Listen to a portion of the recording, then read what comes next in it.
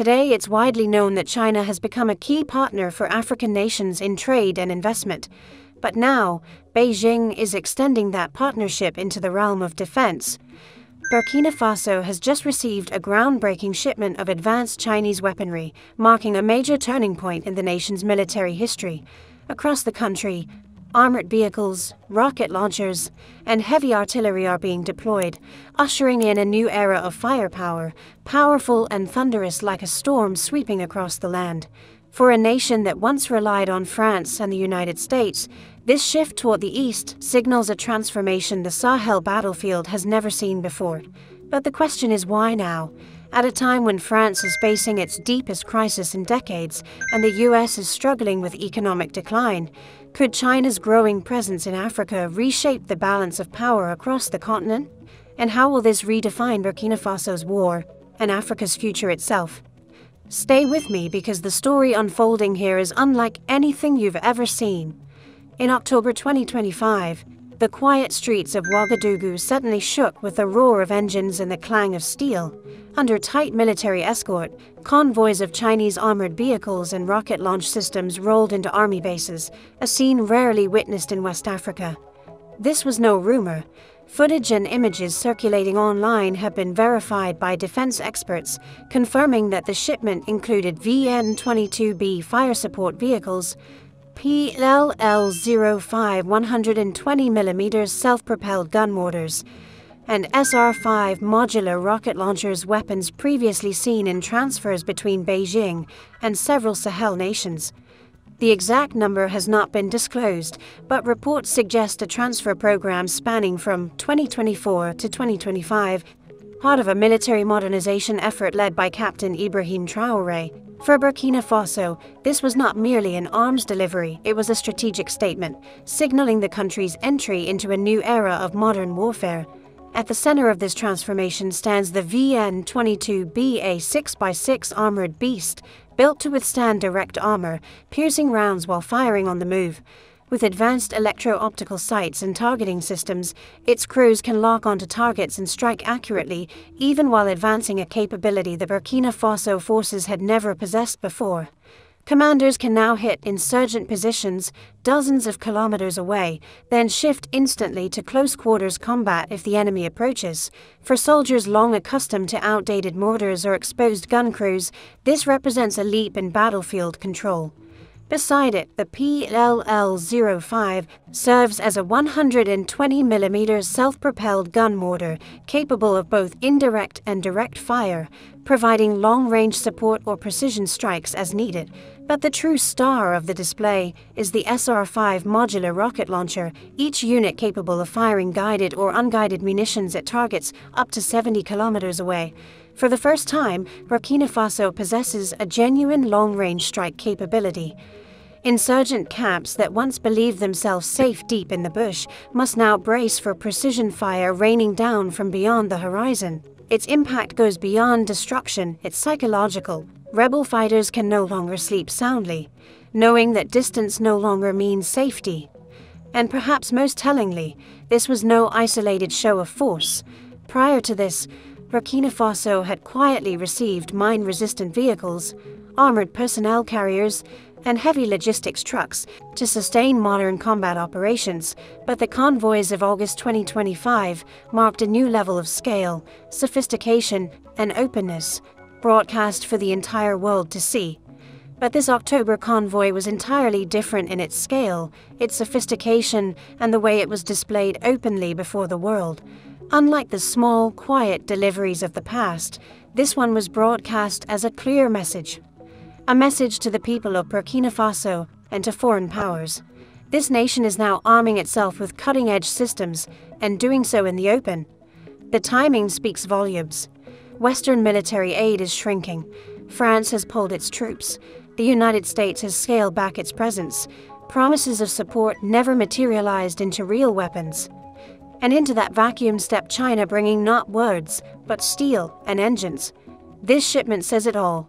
When others retreat, Beijing advances, with columns of armored vehicles rolling in. Of course, new weapons are only as powerful as the soldiers trained to use them. Integrating automatic cannons, hybrid mortars, and modular rockets demands new doctrines, relentless training, and disciplined logistics. If neglected, these systems risk becoming symbols instead of solutions. Yet, judging by the speed and scale of China's delivery, it's clear this package includes more than just equipment. It comes with training programs and technical support, ensuring the systems remain combat-ready. For the Burkina Faso military, this marks a turning point. A force once dismissed as under-equipped now holds tools that rival and in some cases surpass those of its neighbors. Rebel groups used to ambushing unprotected convoys may now face formations of armored vehicles equipped with high-rate automatic cannons and precision missiles. But one question remains: is firepower alone enough to change the course of the war? To understand why this shift is urgent, look at what Burkina Faso has endured for years. Since 2015, successive uprisings have turned vast areas of the north and east into battlefields. Villages have been burned, government outposts seized, thousands of families forced from their homes. By 2024, nearly 2 million people had been displaced. The military, chronically short of personnel and equipment, has often been overwhelmed. Gunmen on motorcycles and pickup trucks would strike suddenly and vanish into the bush. Armed with old Kalashnikovs, a handful of outdated armored personnel carriers, and scattered artillery, security forces could not match the enemy's tempo. Every counterattack was blunted by new tactics, trapping soldiers in an endless reactive loop. That is why the October 2025 shipment is not seen as mere equipment. It is viewed as a chance for survival. Each new system answers a weakness that has haunted the army for years. The VN-22B now gives convoys the ability to fight back during ambushes fast and precise, instead of becoming helpless targets. The hybrid PLL-05 gun mortar brings flexibility. It can rain fire from afar and then switch to direct fire without changing position. And the SR-5 rockets, they open an entirely new dimension. For years, insurgents exploited Burkina Faso's vast, ungoverned spaces to hide. Now, with a range of 70 kilometers and precision-guided munitions, the military can strike training camps, supply depots, and bases well beyond patrol reach. This is not only a tactical advantage, it is a psychological blow. Rebels can no longer rely on terrain for sanctuary. For the first time, the Burkina Faso state has the reach and accuracy to bring the fight to wherever the enemy hides. The urgency behind this new firepower is not just about winning, it is about saving morale. For years, Burkina Faso soldiers went into battle feeling forced to do the impossible, armed only with outdated gear. That sense of despair has eroded cohesion, and at times, discipline. Seeing modern weapons roll into their bases does more than change tactics, it rekindles belief. It sends a message to every frontline soldier: your life matters. The country is investing in your survival. Victory is no longer a distant dream. In conflicts like this, insurgents attack not only with guns and bombs but also by sapping morale. An army that has lost its fighting spirit is always easier to defeat, even when outnumbered. That is why this psychological shift may prove as valuable as the weapons themselves. Yet this moment raises a far bigger question. Why is China the one delivering these tools of survival to Burkina Faso when France and the United States once dominated the region's security landscape? France once controlled the entire defense network across the Sahel, while Washington poured billions of dollars into counterinsurgency campaigns throughout Africa. So what drove Ouagadougou to turn east for its lifeline? For decades, Burkina Faso's defense strategy came straight from Paris. The country was seen as a loyal French outpost, dependent on French advisors, trainers, and firepower. But that dependency came with a heavy price.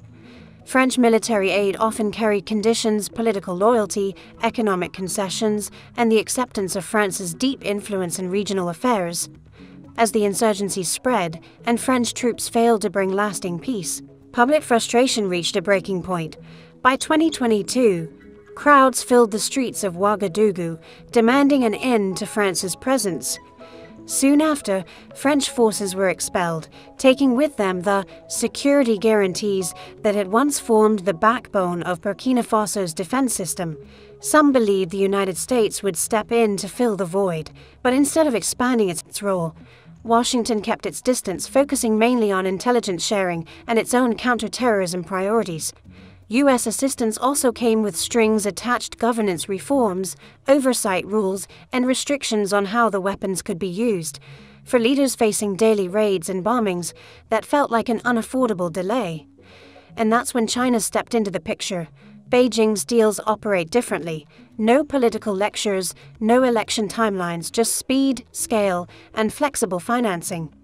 For the government of Captain Ibrahim Traoré, which prides itself on national sovereignty, that offer held undeniable appeal. China's involvement wasn't just about convenience, it carried symbolism. Turning toward Beijing sent a clear signal: Burkina Faso would no longer play the role of a client state. It would choose its partners based on its own interests. The public parade of Chinese hardware only reinforced that message. These convoys weren't hidden, they were showcased openly, for both the nation and the region to see. And this spectacle fits into a wider regional shift. Mali and Niger, both fighting similar insurgencies, have likewise begun to turn away from France. Mali has brought in Russian military contractors for support. Niger is seeking cooperation with Turkey and China. Together, these three nations are forming an emerging bloc, defining themselves on their own terms. By equipping Burkina Faso with advanced weapon systems, China is placing itself at the center of this shifting balance of power, using weapons as the currency of influence. For Beijing, the deal extends far beyond Ouagadougou. It is part of a long-term strategy to deepen ties with Africa, not only through trade and infrastructure, but through training contracts, maintenance programs, and lasting military partnerships. Every rocket launcher or armored vehicle delivered also forges a bond, a connection that strengthens China's foothold while eroding the influence of Paris and Washington. Burkina Faso's choice was not merely about survival, but about sovereignty, partnering with those who respect its decisions, rather than dictate them. Yet another question looms: how can one of the world's poorest nations afford such high-tech weaponry? And here, the story becomes even more intriguing. With one of the lowest GDPs per capita, widespread unemployment, and millions displaced by war, the sight of brand new Chinese armored convoys rolling through Ouagadougou demands an answer. The secret lies in how China structures its arms deals. Unlike many Western suppliers that demand upfront payments and strict repayment schedules, Beijing uses a far more flexible financial model.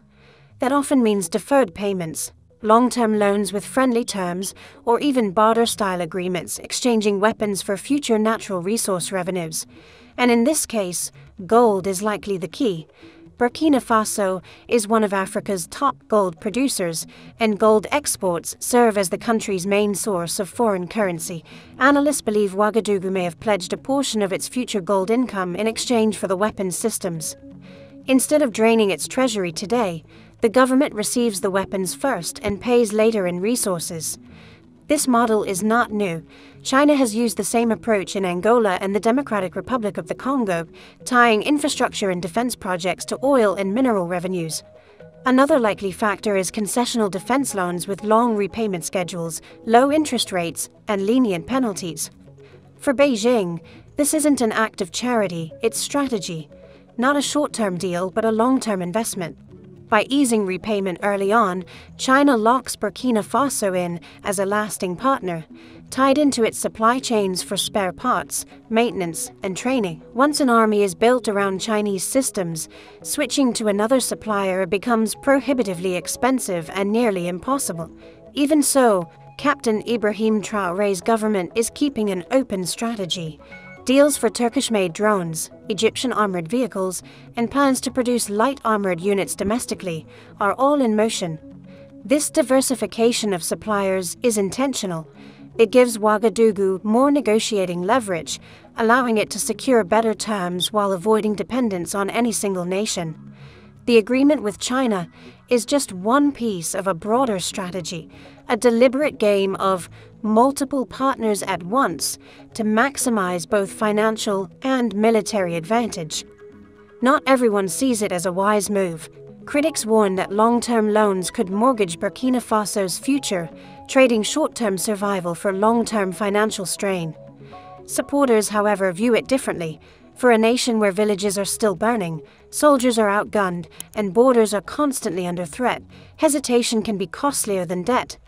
The leadership's choice is blunt and pragmatic: arm up now or watch the state collapse. But there's another dimension: politics. For Traoré's government, acquiring modern weapons isn't just about defense, it's about legitimacy. Citizens see tangible proof that the state is rebuilding. Soldiers gain new tools, and with them, renewed pride. The leadership sends a clear message to both its people and its enemies: Burkina Faso is standing on its own feet. And that's why this financial model represents something deeper. When China provides advanced weapons on credit, secured by resources, it's not just selling arms, it's buying influence. It's offering entry into a new international system, one where Beijing, not Paris or Washington, has the power to set the pace. And that leads to a bigger question. What does this mean for the Sahel's future? Will these deals bring stability or spark a new form of reliance under different patrons? The ripple effects stretch far beyond Burkina Faso. For years, the Sahel's security was defined by Western interventions, France's Operation Barkhane, U.S. intelligence missions, and aid programs. That entire structure is crumbling, replaced by a more unpredictable, multipolar order. Burkina Faso's Chinese partnership is the clearest signal yet that the region is moving beyond Western dominance. The immediate impact is regional. Mali leans on Russian Wagner forces. Niger explores Turkish drones and Chinese arms deals. And now Burkina Faso fields Chinese rockets and armored vehicles. Together, they form a loose bloc Sahel states rejecting old models and experimenting with diversified non-Western alliances. Western capitals are watching nervously. France's once unquestioned influence is fading. Washington, though still present with bases and drones, appears reactive and hesitant. China, by contrast, has shown it can roll out convoys of modern weapons in months, not years. That speed carries immense symbolic power. Insurgent groups feel the shift, too. For years, they thrived on the belief that state armies were weak and poorly equipped. They relied on mobility, rural sanctuaries, and psychological dominance. But with long-range rockets, stabilized autocannons, and hybrid mortars now entering the battlefield, that advantage could erode fast. Militants will adapt, maybe splintering into smaller units or blending into civilian areas, but they'll know that nowhere is automatically safe anymore. And the impact isn't only military. Burkina Faso's pivot signals something larger, a rebirth of African agency. For decades, African nations were told their safety depended on Western goodwill. Now, Ouagadougou is showing another path. Governments across the continent are paying attention. If these weapons help Burkina Faso secure territory and restore morale, expect this model to spread and reshape Africa's balance of power for years to come. With that spread come risks. Dependency on Beijing could recreate the very vulnerabilities these nations are trying to escape if repayment depends on gold exports. Economic shocks could hand China leverage over local policies. And while rockets can destroy insurgent bases, they cannot rebuild trust between citizens and the state. The root causes poverty, marginalization, and governance issues still need answers. For Burkina Faso's leaders, the calculation is clear. Survive today, then tackle tomorrow's problems. To them, the Chinese partnership isn't about swapping one master for another. It's about refusing to stay exposed while waiting for outside powers to decide their fate. And that's what makes this moment so defining. It's about far more than one country buying weapons. It's about an entire region standing at a crossroads. If these Chinese systems help Burkina Faso reclaim ground and confidence, a wave of similar deals could follow, making China a central player in Africa's security landscape. But if the plan falters, skepticism will grow that no outside partner, East or West, can truly solve the Sahel's crisis. Either way, one fact is impossible to ignore. The Sahel is no longer a passive stage for someone else's strategy. By embracing Beijing's weapons openly, Ouagadougou has declared that Africa is ready to chart its own path, even if it shakes the old order. Those Chinese convoys weren't just bringing firepower, they were delivering a message. A new era is here, and the rules are being rewritten, not in Paris or Washington, but on African soil. So, what do you think? Has Burkina Faso triggered the biggest power shift in modern Sahel history? Will Chinese weapons tip the balance against insurgents or lead to a different kind of dependence? Share your thoughts in the comments. And if you want more deep dives into stories like this, on Black culture, history, civilization, and the untold legacies that shape our world, hit subscribe, tap the bell icon, and stay with us. Thanks for watching.